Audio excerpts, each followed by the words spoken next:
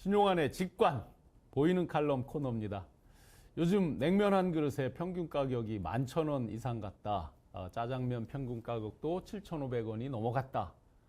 지갑을 꺼내기가 장보기가 너무 겁난다 라는 말씀들 도처에서 사방에서 정말 아우성이죠. 그래서 오늘 보이는 칼럼에서는 점심도 함부로 사 먹기 어려운 런치 플러스 인플레이션에서 런치플레이션에 대해서 다뤄보겠습니다. 런치플레이션과 양극화의 눈물.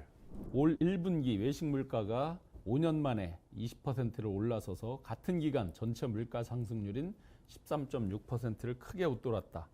우리가 흔히 가볍게 먹는 것으로 생각해온 김밥이나 짜장면 같이 자주 찾는 외식 메뉴도 이제 부담스러운 지경이 되었다. 냉면 한 그릇 가격이 15,000원인 식당도 흔해졌고 전국 평균 가격이 11,000원대라는 소식은 이제 새롭지도 않다. 외식 물가 상황이 악화되다 보니 런치플레이션이 점점 심화되고 있다. 구내식당 평균 결제 금액도 8,000원대를 훌쩍 넘어섰고 1분기 평균 점심값도 10,000원을 넘기다 보니 경제활동인구 15살에서 64세까지 경제활동인구의 월 소비액 중 식비가 차지하는 비중이 약 23%가 되어서 전체 소비 지출의 약 4분의 1에 달하게 되었다. 무섭게 오르는 물가에 서울과 일본 도쿄 음식 가격이 역전된 지도 이미 오래다. 실제 식비 등 생활 물가가 높아지면서 지난해 서울 생계비는 세계 주요 도시 중 16번째로 높아지면서 세계 19위인 도쿄보다도 높고 우리나라 전체 먹거리 물가 상승률은 경제협력개발기구 OECD 회원국 평균을 2년 만에 다시 넘어서고 있다.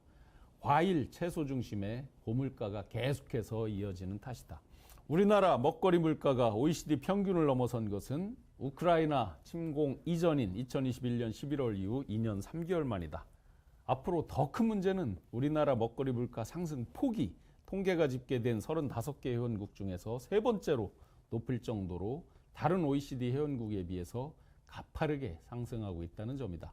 러시아의 우크라이나 침공 직후 급격하게 오르던 OECD 식품물가 상승률이 올 2월에는 침공 직전 수준인 5%로 떨어져서 정상화되고 있지만 유독 우리나라만 지난 7월 바닥을 찍은 뒤로 올 2월에 급기야 OECD 평균을 추월해버린 것이다. 앞으로가 더 걱정되는 것은 식품물가 외에도 소비자 물가를 끌어올리려는 그런 요인들이 너무나 많다는 점이다.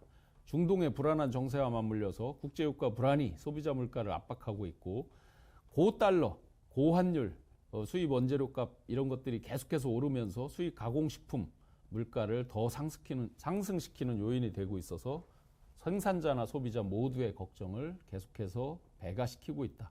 최근 고유가나 강달러 현상은 예상 범위를 훨씬 초과하기 때문에 국제유가 불안과 고환율이 장기화되면서 2022년에 이은 제2차 인플레이션이 올 수 있다는 우려도 점점 커지고 있는 것이다.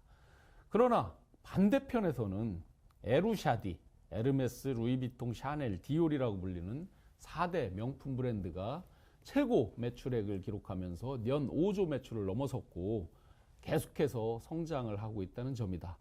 말 그대로 이쪽과 저쪽이 완전히 다른 요지경 세상인 것이다. 양극화의 단면은 가계지출과 소비지출을 보면 더 극명하게 알 수 있다. 지난해 4분기 소득 하위 20%, 즉 1분위 가구의 가계지출은 1년 전보다 0.5% 감소하였고 소비지출도 1.5% 줄이면서 지갑을 완전히 닫아버렸다. 그러나 그 사이에 반대편에 있는 소득 상위 20%, 즉 5분위의 가계지출은 1년 전보다 8%나 더 지출하게 되었고 소비지출 전체도 7.9%나 큰 폭으로 증가하면서 소비지출 양극화에 따른 사회 문제도 심화되고 있다. 전체 소득 분위에서 전체 작년 4분기 가계지출이 감소한 계층은 1분위 하나밖에 없었고 1분위 소비지출 항목 가운데서 교육비 지출을 절반 이상 줄였다는 것은 교육을 통한 미래 사다리를 놓고자 하는 그 꿈마저 꺾어버리는 것 같아서 너무나 가슴이 아픈 일이다. 민생 현장이 초토화되다 보니 저작거리 민초 누구나 정부 당국에서 상황점검 차원의 구호가 아닌 특단의 대책을 내놔야 된다고 이구동성 한 목소리를 내고 있다. 하지만 이렇게 커져가는 불확실성에도 불구하고 정부는 하반기 물가 하향 안정화가 될 것이고 올해 물가 상승률이 2.6%로 수렴될 것이라고 하는 안정적인 어떤 기존 전망만을 유지하고 있을 뿐이다. 즉 뚜렷한 획기적인 대책은 내놓지 못하고 앵무새처럼 예의주시하면서 대책을 마련하겠다라는 원칙론만 되풀이하고 있는 것이다.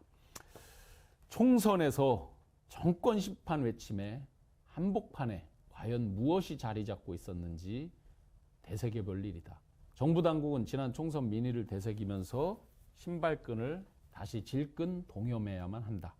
런치플레이션에 신음하며 편의점 간편식을 찾아 한 끼를 간신히 때우고 있는 시민들의 신음과 교육비를 절반 이상 줄이면서까지 오늘 하루를 버텨내야만 하는 냉혹한 현실 앞에 미래의 꿈은 생각조차 하지 못하는 민초들의 간절한 외침들, 이런 외침을 외면한다면 정권 심판의 한복판에 있었던 대파는 일파만파의 쓰나미가 되어서 양극화의 눈물은 곧 정권 심판의 또 정권의 눈물로 변하게 될 것이다. 신용환의 보이는 칼럼이었습니다. 감사합니다.